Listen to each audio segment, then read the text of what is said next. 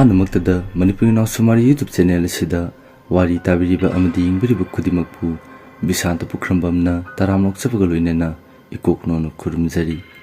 ꯊꯪꯅꯕ ꯀꯥ ꯍꯥꯏꯔꯤꯕ ꯋꯥꯔꯤ ꯑꯁꯤꯒꯤ ꯑꯅꯤꯁꯨꯕ ꯇꯥꯡꯀꯛ ꯃꯌꯥꯝ ꯄꯨꯟꯅꯃꯛ ꯇꯥꯃꯤꯟꯅꯔꯁꯤ꯫ ꯅꯣꯡꯉꯥꯜꯂꯤ, ꯁ꯭ꯀꯨꯜ ꯆꯠꯅꯕꯒꯤ ꯃꯇꯝꯅꯤ꯫ ꯁꯪꯀꯔ ꯑꯃꯗꯤ ꯖꯦꯝꯁ ꯃꯉꯥꯟꯕꯨ ꯀꯧꯗꯨꯅ ꯆꯪꯂꯛꯏ꯫ ꯃꯉꯥꯟ ꯃꯥꯒꯤ ꯐꯃꯨꯡꯗ ꯃꯃꯥꯏ ꯂꯨꯞꯊꯔꯒ ꯃꯈꯣꯡ ꯌꯥꯟꯊꯗꯨꯅ ꯐꯝꯗꯨꯅ ꯂꯩꯔꯝꯃꯤ꯫ ꯁꯪꯀꯔꯅ, "ꯚꯥꯏ, ꯀꯩꯗꯧꯔꯒꯦ? ꯅꯪꯅ ꯁꯤꯗ ꯑꯃꯨꯛ ꯐꯝꯂꯒ ꯂꯩꯔꯝꯃꯤꯁꯤꯅ?"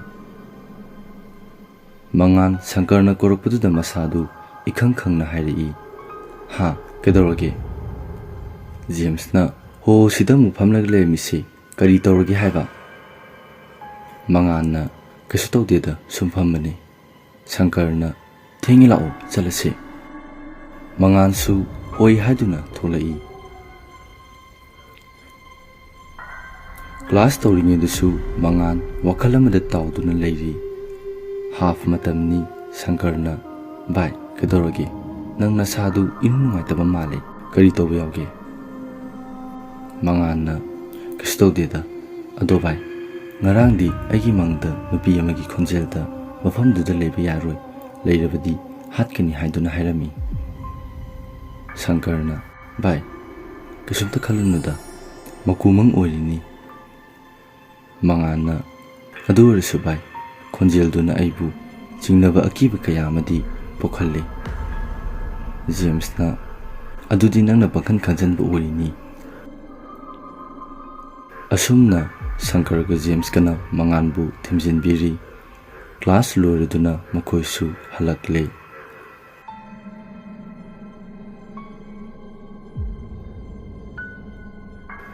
ꯃꯇꯝꯅ ꯑꯁꯨꯝ ꯍꯧꯈꯤꯕꯅ ꯃꯈꯣꯏꯒꯤ ꯑꯦꯛꯖꯥꯝ ꯑꯍꯥꯟꯕꯁꯨ ꯌꯧꯁꯤꯜꯂꯛꯂꯦ꯫ ꯑꯦꯛꯖꯥꯝ ꯃꯌꯥꯒꯤ ꯂꯥꯏꯔꯤꯛ ꯀꯟꯅ ꯄꯥꯅꯕ ꯃꯇꯝꯅꯤ꯫ ꯁꯪꯀꯔ ꯀꯕꯤꯇꯥꯒ ꯋꯥꯔꯤ ꯁꯥꯟꯅꯕ ꯂꯣꯏꯔꯒ ꯃꯍꯥꯛꯁꯨ ꯐꯣꯟꯗꯨ ꯅꯥꯀꯟꯗ ꯊꯝꯂꯒ ꯂꯥꯏꯔꯤꯛ ꯃꯈꯥ ꯄꯥꯊꯔꯤ꯫ ꯁꯪꯀꯔ ꯂꯥꯏꯔꯤꯛ ꯑꯁꯨꯝ ꯄꯥꯔꯤꯉꯩ ꯀꯥꯒꯤ ꯊꯣꯡ ꯑꯗꯨ ꯊꯤꯜꯂꯛꯏ꯫ ꯁꯪꯀꯔ ꯃꯁꯥꯗꯨ ꯁ꯭ꯋꯥꯏ ꯂꯥꯎꯏ, ꯑꯗꯨꯒ ꯃꯆꯤꯟꯗ ꯇꯞꯅ ꯁꯣꯜꯂꯤ꯫ "ꯀꯔꯤꯅꯣꯅꯦ, ꯑꯁꯨꯛ ꯊꯦꯡꯂꯀꯥꯟꯁꯤꯗ? ꯄꯨꯡꯁꯨ 1 ꯇꯥꯒꯗꯧꯔꯦ꯫ ꯃꯉꯥꯟꯒ ꯖꯦꯝꯁꯀꯁꯨ ꯇꯨꯝꯃꯝꯃꯅꯤ꯫ ꯀꯅꯥ ꯑꯣꯏꯔꯤꯖꯥꯠꯅꯣ?" ꯁꯪꯀꯔ ꯃꯉꯥꯟꯅ ꯅꯣꯡꯃ ꯁ꯭ꯀꯨꯜꯗ ꯍꯥꯏꯈꯤꯕ ꯋꯥꯗꯨ ꯅꯤꯡꯁꯤꯡꯂꯛꯏ꯫ ꯑꯗꯨꯗꯒꯤ ꯃꯁꯥ ꯄꯨꯝꯕ ꯈꯪꯍꯧꯗꯅ ꯇꯨ ꯆꯨꯡꯂꯛꯏ꯫ ꯊꯣꯡꯗꯨ ꯑꯃꯨꯛꯀꯁꯨ ꯍꯟꯖꯤꯟꯅ ꯊꯤꯜꯂꯛꯏ꯫ ꯁꯪꯀꯔꯅ, "ꯍꯦꯔꯥ, ꯅꯨꯄꯥꯅꯕꯨ ꯃꯤ ꯑꯣꯏꯔꯦ ꯐꯔꯦ, ꯂꯥꯏ ꯑꯣꯏꯔꯦ ꯐꯔꯦ, ꯍꯦꯛꯇ ꯌꯦꯡꯂꯨꯔꯒꯦ." ꯑꯁꯤ ꯍꯥꯏꯗꯨꯅ ꯊꯣꯡꯗꯨ ꯇꯝꯅ ꯆꯪꯂꯛꯏ꯫ ꯍꯥꯏꯖꯕꯒꯤ ꯋꯥꯅꯤ, ꯁꯪꯀꯔ ꯃꯁꯥꯗꯨ ꯀꯤꯕꯅꯗꯤ ꯂꯣꯏꯔꯕꯅꯤ꯫ ꯃꯈꯨꯠꯇꯨ ꯊꯛ ꯊꯛ ꯅꯤꯛꯂꯒ ꯊꯣꯡꯒꯤ ꯂꯣꯛꯇꯨ ꯇꯞꯅ ꯍꯥꯡꯂꯒ ꯌꯦꯡꯂꯛꯏ꯫ ꯁꯪꯀꯔꯅ, "ꯃꯍꯥꯁꯟꯗꯥꯟ, ꯅꯪ ꯑꯣꯏꯔꯦ?" ꯁꯪꯀꯔ ꯃꯉꯥꯟ ꯑꯣꯏꯔꯝꯕꯗꯨꯗ ꯅꯦ ꯍꯦꯛ ꯇꯥꯏ꯫ ꯃꯉꯥꯟꯅ, "ꯀꯩꯗꯧꯔꯒꯦ?" ꯁꯪꯀꯔꯅ, "ꯀꯩꯗꯧꯔꯒꯦ ꯀꯥꯏꯅ, ꯅꯠꯇꯦ, ꯅꯪꯕꯨ ꯐꯖꯅ ꯀꯧꯔꯛꯄ ꯌꯥꯗ꯭ꯔꯣ? ꯑꯩꯅ ꯁꯣꯝꯗ ꯃꯤꯍꯨꯟꯒ ꯑꯃꯠꯇ ꯌꯥꯎꯗ꯭ꯔꯦ." ꯃꯉꯥꯟꯅ, "ꯑꯦ, ꯀꯩꯒꯤ?" ꯁꯪꯀꯔꯅ, "ꯂꯥꯏ ꯎꯔꯕꯣꯏ ꯅꯤꯡꯗꯅ." ꯃꯉꯥꯟ ꯁꯪꯀꯔꯒꯤ ꯋꯥꯍꯩꯗꯨ ꯇꯥꯕꯗ ꯅꯣꯛꯂꯛꯏ꯫ ꯁꯪꯀꯔꯅ, "ꯅꯣꯛꯀꯅꯨꯍꯦ, ꯑꯗꯣ ꯀꯔꯤ ꯂꯩꯔꯒꯦ? ꯅꯪꯅ ꯁꯤꯗ ꯑꯃꯨꯛ ꯂꯥꯛꯏꯁꯤꯅ?" ꯃꯉꯥꯟꯗꯨ ꯅꯣꯛꯄ ꯂꯦꯞꯂꯒ ꯍꯥꯏꯔꯛꯏ, "ꯏꯪꯂꯤꯁꯀꯤ ꯀꯣꯏꯁꯟ ꯑꯃ ꯌꯦꯡꯒꯦꯅ ꯂꯥꯛꯄꯅꯤ." ꯁꯪꯀꯔꯅ, "ꯂꯥꯛꯑꯣ, ꯆꯪꯉꯛꯑꯣ." ꯑꯁꯤ ꯍꯥꯏꯗꯨꯅ ꯃꯈꯣꯏ ꯑꯅꯤꯗꯨ ꯇꯦꯕꯜ ꯃꯅꯥꯛꯇ ꯂꯥꯛꯏ, ꯑꯗꯨꯒ ꯁꯪꯀꯔꯅ ꯃꯥꯒꯤ ꯏꯪꯂꯤꯁꯀꯤ ꯅꯣꯠꯕꯨꯛꯇꯨ ꯃꯉꯥꯟꯗ ꯄꯤꯔꯛꯏ꯫ "ꯑꯗꯨꯗ ꯂꯣꯏꯅ ꯌꯥꯎꯔꯕꯅꯤ ꯑꯩꯒꯤꯗꯤ, ꯅꯪꯅ ꯌꯦꯡꯒꯦ ꯍꯥꯏꯕꯗꯣ ꯌꯦꯡꯉꯣ." ꯃꯉꯥꯟꯁꯨ ꯍꯣꯏ ꯍꯥꯏꯗꯨꯅ ꯅꯣꯠꯕꯨꯛꯇꯨ ꯂꯧꯔꯒ ꯌꯦꯡꯂꯦ, ꯑꯗꯨꯒ ꯃꯥꯁꯨ ꯃꯥꯒꯤ ꯀꯥꯗ ꯆꯠꯈꯔꯦ꯫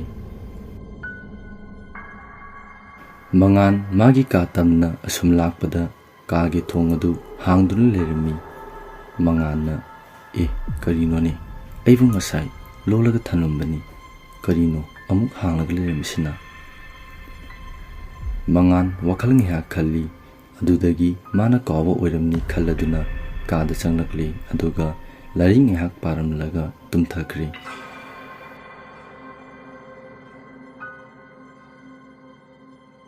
ꯃꯉꯥꯟ ꯑꯁꯨꯝ ꯇꯨꯝꯂꯤꯉꯩ ꯐꯃꯨꯡ ꯃꯈꯥꯗꯒꯤ mi amana sor chauna honbagi makhol tarai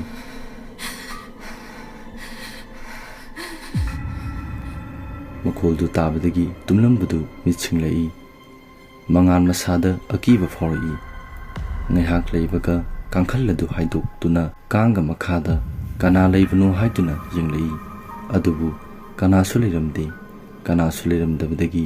amuk hipthaduna tuminna lei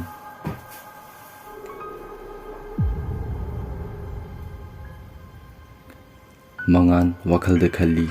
magi wakhalna oiribra natraga phattaba line oiribra haiduna mon khalli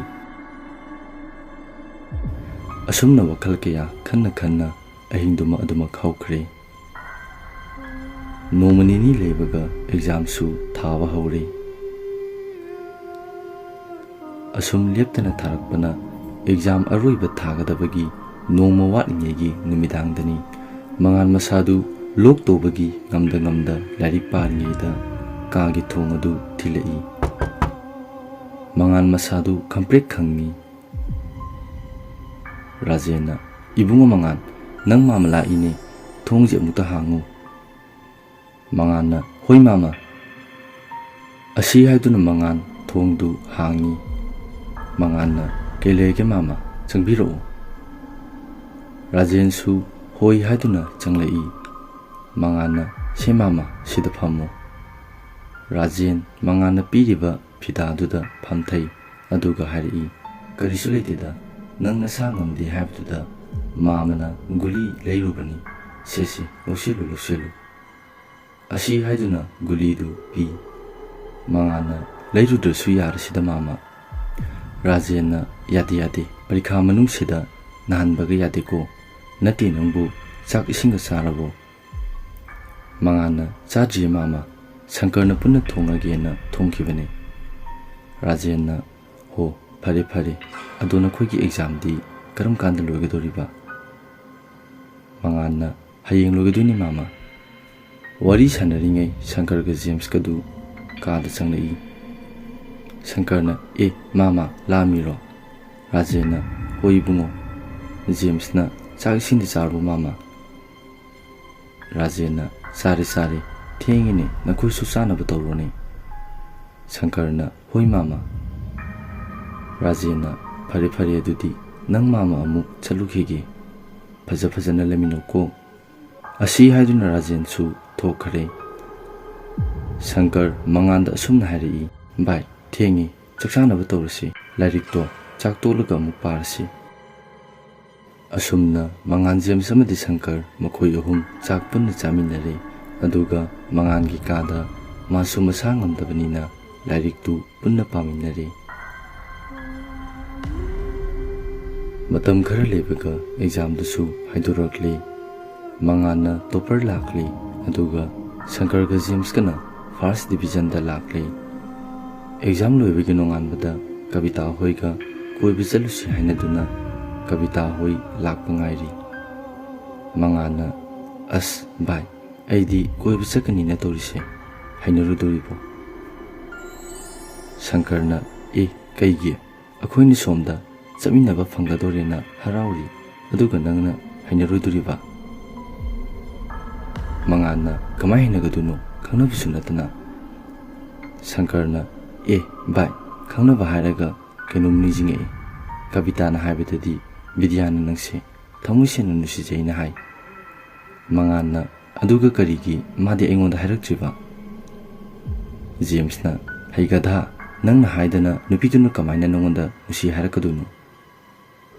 mangana nupina nupada nusi haiba yadena ainaga thingbro Shankarna masi ai khuta soiro haijabagi wani mangansu Vidyabu nungsiribani hainaringi tanjaduda Kavita hoisu gari macha amamam thauduna lai Shankar ga Kavita ga matongi James ga Meneka ga matongi aduga mangan ga Vidya ga matongi makhoi nupa ahumduna thauraga mafam ama hainaduna lai mafamdu hek yobaga gari park tawmlaga makhoi punna changlai Shankarna bai Kavita khoini asomda chalukhi asi haiduna makhoi nidu chatki James ka mineka ga su nakalamada chalugi haiduna chatkhare hojikti mangan ga Vidya ga khakta ngai hore Vidya mangan da asumna hairi asida phamnuji sumle pagle rese hairo mangan masadu ithak thakat na hairi ha ho hoi Vidya mangan gi mataududa no fet towi Vidya na isini naw dikya suge mangan na idomtani nangdi Vidya na aisu idomtani mangan na ado kenumta hangi lan di khanganu ko Vidya na hango khaloye mangan na nangi khangnabaga leibro Vidya na leiti nangi di mangan na aigi su leiti da ado wa amtaga haigi Vidya na hayo mangan na Vidya aina bu thomusina nusi Vidya mangan na adumna nusi harakpaduda haifam khangdana haraujai kari khumgadabano haiba khanglamdi mangan na kari khalino Vidya mamai du luktharaga hoi yare haibagum mangaktu nomi mangan su Vidya na adumni yarakpaduda masada harauba phaujai makhoi ani wari ngihak sanaraga nakalda chatkiba mamanabasing adusu kauduna atopa mafum kharasu chaluraga halakle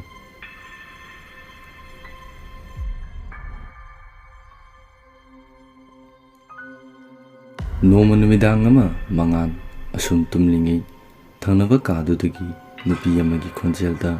yamna nusiba surama nganglibadu tarai khonjeldu hek tabadagi phamungdagi tapna kumtharai mitti pangba natte aduga thangnaba ka adomda lai angakpa akibagi masakni mangana thong mapa hek yorukpaga so londuna leiriba thong adu mathanta hangtorai phamung ama thariba adugi makhada paktharaga sankhi aduga iful thanglaba diary ama puthorai mangana kadudagi hek tholokpaga hanagi matawgum thong adu mathanta amu ponsinkhi mangan magi kada changlaktuna kagi thong adu lok toromlaga diary adu table mathakta thamlamlaga mahaksu phamungda kakatuna tumkhre matang sida tahanjiriba wari asigi ani suba saruk losinjare wari asi pathokjaba matamda soiki lankhiba yawrabasu mayamna ngakpigani